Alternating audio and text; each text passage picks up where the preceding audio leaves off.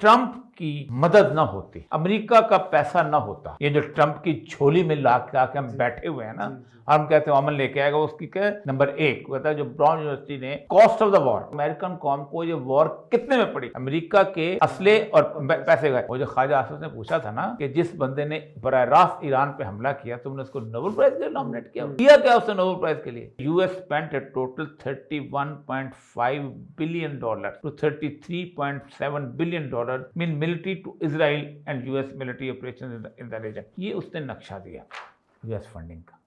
اس نے ٹوٹل اس نے دیکھا ہے کہ تقریباً یہ کوئی 21.7 بلین ڈالر کی ایڈ دی ہے، ملٹری ایڈ دی ہے۔ اس میں سے 1.3 ان کی تھی، باقی ٹرمپ کی تھی، نوبل پیس پرائز ونر۔